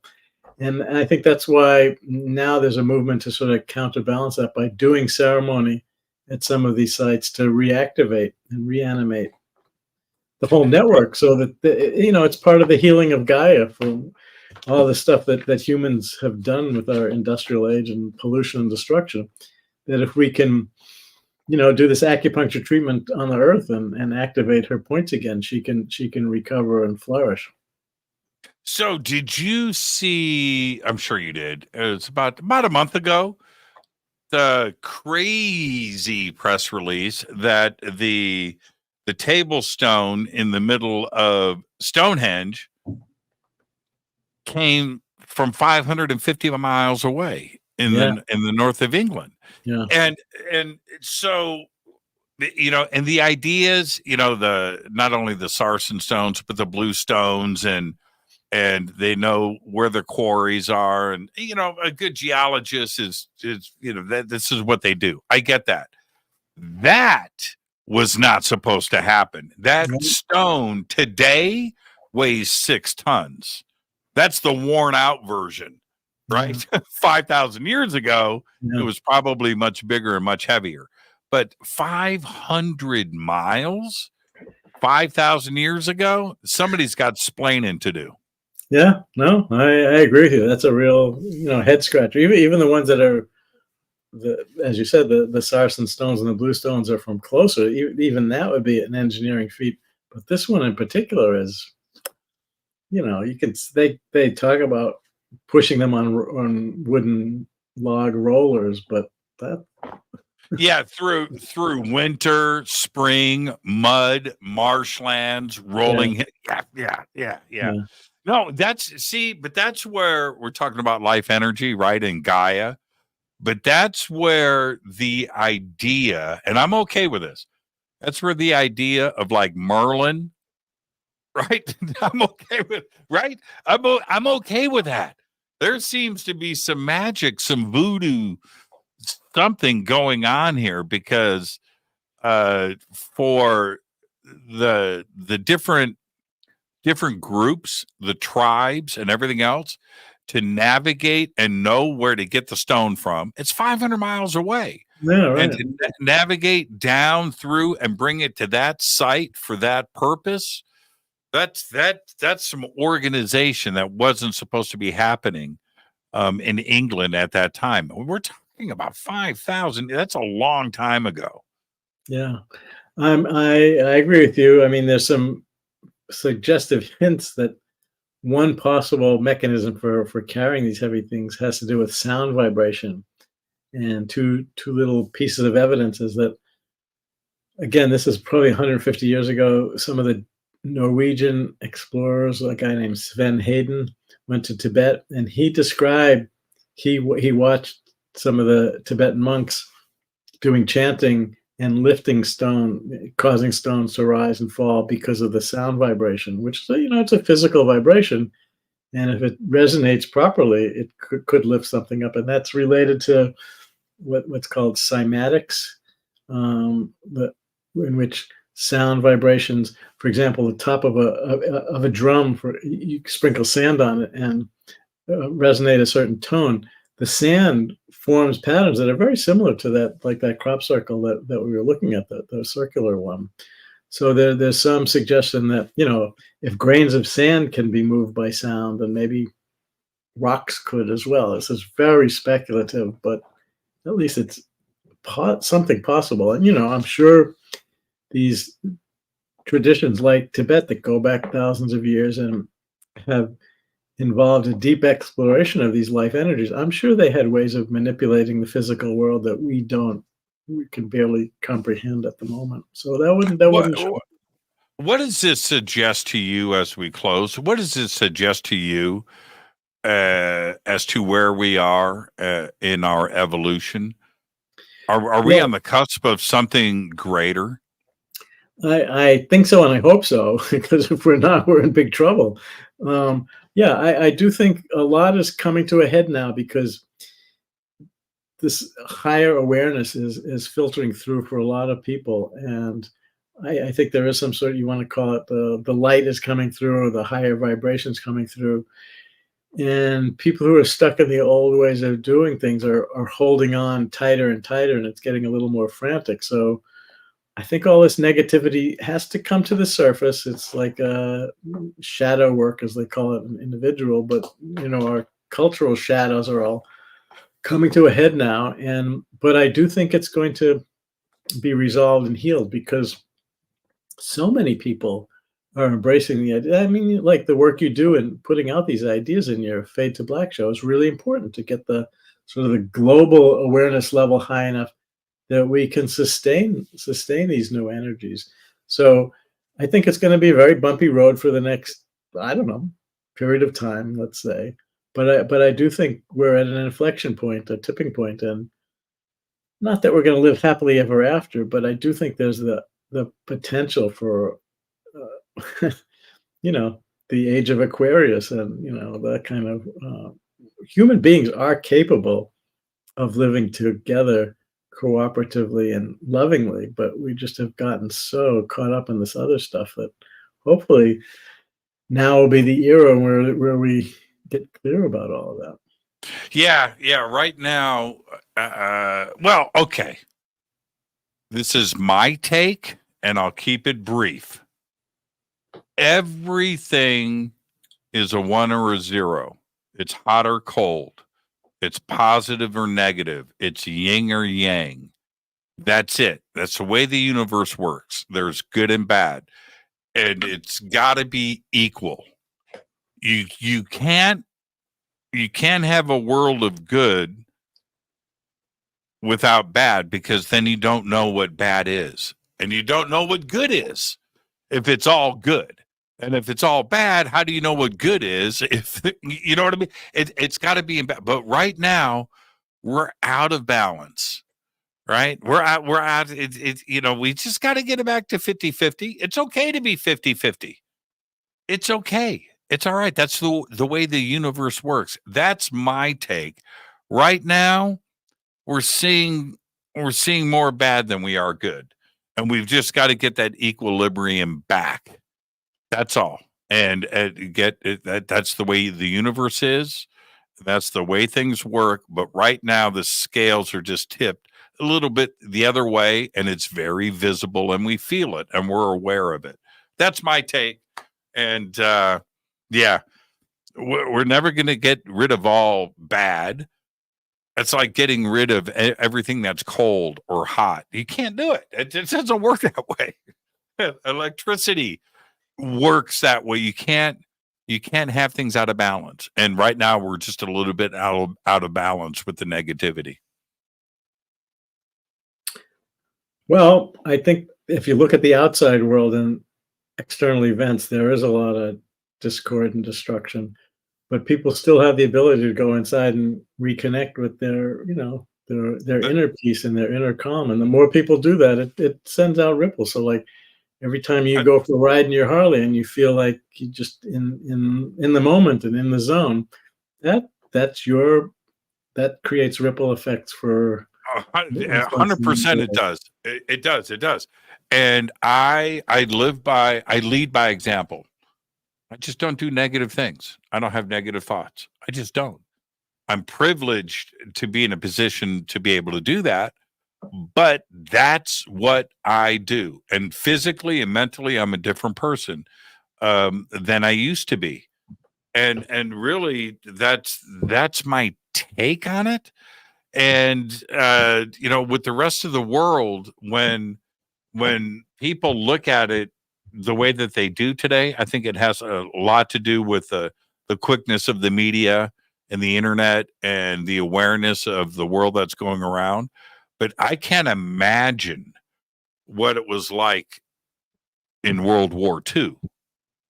And that was just 70 years ago. I can't imagine. Could you imagine the tension? That the entire globe bombing each other. I forget the statistic, but it was something like at one point it was like 1,000 people a minute were dying. Right? That's insanity. Right? That's insane. 1,000 people an hour. Whatever, these numbers that are thrown around for 5 years, that I can't imagine the negative vibe that was on this planet. And if we went through that today with the internet and live streaming, could you imagine how that would affect our biofeedback, right? Our life energy? Oof, it would be horrible. Yeah, that's why it's important to take the media in small doses. Otherwise, you get caught up in the negativity and the anxiety. So, watch enough to get the message, but then go for a ride on your Harley. Or for me, it's go sit outside and look at the fall foliage changing colors or whatever your practice is. Words of wisdom, my man. Truer words have never been spoken. Right there. You know what I do? This is my trick. I don't allow the media, the news, to influence me. I don't watch it. Any of it. I don't have any live TV. I don't watch anything. No, I pick and choose what I want to be informed on. And I get the important stuff, then I back out. But the negative, no. They don't control that part of me. No. You're right, too. You're right. Rick, I swear to God. I swear on everything that is holy, I'll go, well, time to go ride. That's it, man. Time to play guitar. It's just like, and I'm a better person. I'm not perfect. I try to improve a little bit every day, but that's part of my method is I just don't let those forces get to me or people get to me. I just don't. No, not going to happen. Yeah. So you've kind of broken the trance that the media doesn't control how you think and feel, but a lot of people haven't done that yet, and I think that's more and more doing that. So good example. I used to. Here's the thing, and we're already off of the network. I'm just going to let you know now, so we'll wrap this up in about a minute. Yeah, I am the media. I'm not stupid.